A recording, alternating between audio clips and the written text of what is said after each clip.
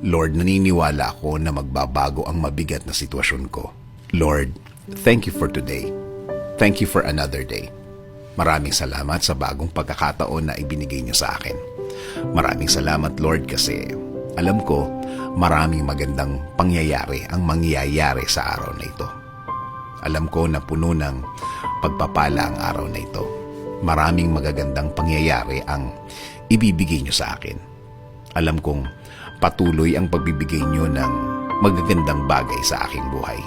Mas maayos at mas tama kaysa sa mga nagdaang mga araw. I am giving and submitting everything to you, Lord. Ikaw na ang bahala sa aking araw-araw. Patuloy mo akong i-lead sa aking buhay.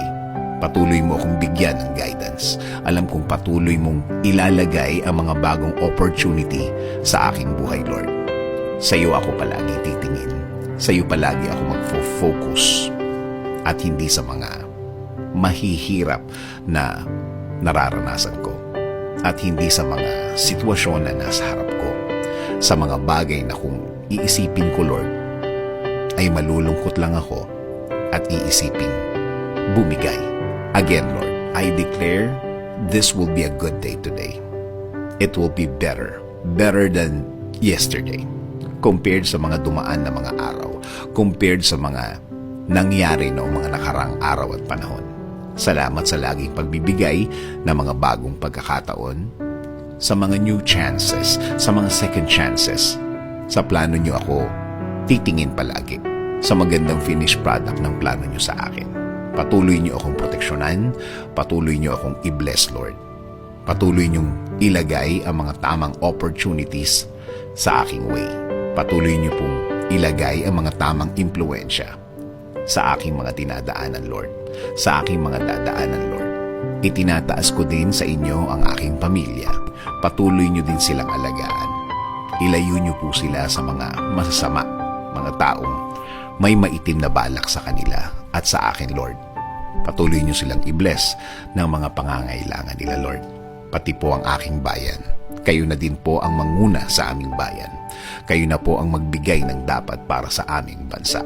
Patuloy niyong gawing mas matalino ang mga namumuno ng aming bansa. Patuloy niyo pong i-bless ang Pilipinas. Kayo na po ang bahala sa aking buhay. Kayo na po ang bahala sa aking mga gagawin sa araw na ito. Bless my works, bless my mouth, bless my thoughts, bless the things I'm about to do. Lead me, Lord, today. I will always follow your lead, O God. I will always obey the things your word will say. Kayo na po ang manguna sa akin ngayon at sa mga panahong darating. Salamat, salamat, Lord, sa inyong kabaitan. Patawarin niyo po ako sa mga nagawa akong mali. Alam ko po na kayo po ang Diyos na laging nagbibigay ng second chances sa buhay na ito. In Jesus' name I pray. Amen. Sabi nga sa Proverbs 10:22, the blessings of the Lord makes rich, and He adds no sorrow with it.